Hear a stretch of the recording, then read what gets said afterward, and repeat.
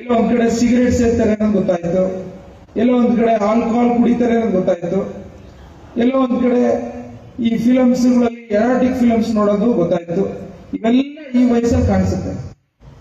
ನೀವು ಆ ಒಂದು ವ್ಯವಸ್ಥೆ ಪ್ರಪಂಚವನ್ನ ನಿಮ್ಮ ತಂದೆ ತಾಯಿಯ ಕುಟುಂಬದ ಒಂದು ರಕ್ಷಣೆಯ ಭದ್ರತೆ ಈಚೆ ಬಂದಾಗಲೇ ನಿಮ್ಮ ಮನಸ್ಥಿತಿ ಎಷ್ಟು ಭದ್ರತೆಯಲ್ಲಿ ಇರುತ್ತೆ, ಎಷ್ಟು ಸಮತೋಲನಲ್ಲಿ ಇರುತ್ತೆ ಅನ್ನೋದನ್ನ ಪ್ರೂವ್ ಮಾಡಬೇಕಾದಂಥದ್ದು ಆ ಸಂದರ್ಭ.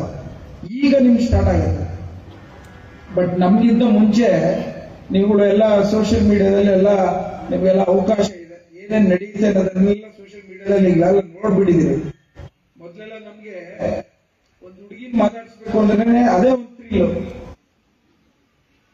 ಒಂದು ರೀತಿ ಆ ಹುಡುಗಿಯನ್ನ ಮಾತಾಡಿಸ್ಬೇಕು ಅಂತಂದ್ರೆ ನಾವು ಹೋಗಿ ಕೂತು ಚಾಲೆಂಜ್ ಮಾಡ್ಕೊಂಡು ಆ ಹುಡುಗಿನ ಮಾತಾಡಿಸ್ಬೇಕಂದ್ರೆ ಒಂದು ತಿಂಗಳೆಲ್ಲ ನಮ್ಗೆ ಅದೇ ಟ್ರಾನ್ಸ್ ಅಲ್ಲಿ ಇರ್ತಿದ್ವು.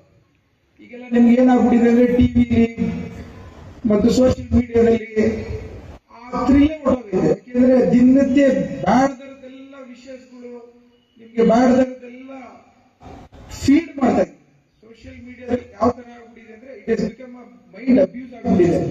ಆ ಫಸ್ಟ್ ಟೈಮ್ ಎಕ್ಸ್ಪೀರಿಯನ್ಸ್ ಅನ್ನೋದೇ ತೆಗೆದಾಕ್ಬಿಟ್ಟಿದೆ.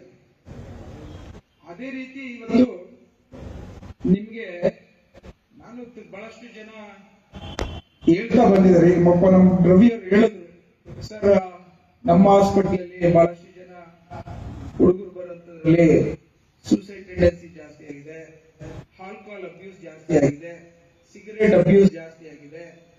ಇದೆಲ್ಲ ಬಿಡಿ, ನಾನ್ ನೋಡಿದಂಗೆ ನಮ್ಮ ಸರ್ಕಲ್ ಇನ್ಸ್ಪೆಕ್ಟರ್ ಜೊತೆ ಮಾತನಾಡ್ತಿರ್ತೀನಿ.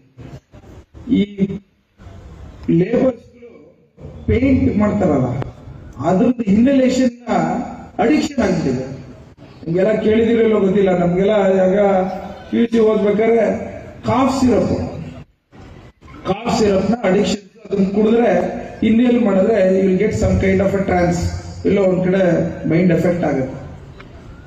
ಆ ತರ ಅಬ್ಯೂಸ್ಗಳು ಸ್ಟಾರ್ಟ್ ಆಗಿ ಇವತ್ತಿನ ದಿನ ಬೆಂಗಳೂರಲ್ಲಿ ಕೇಳ್ತಿದ್ದಂತ ಕೊಕೇನು, ಹೆರಾಯಿನ್, ಮಾರ್ಫಿನ್, LSD, ಅಲ್ಯೂಸಿನೇಷನ್ ಡ್ರಗ್ಸ್ ಇವೆಲ್ಲ ಗ್ರಾಮಾಂತರ ಪ್ರದೇಶದಲ್ಲಿ ಬರ್ತಿರೋದನ್ನ ನೋಡ್ತಾ ಇದ್ದೀನಿ.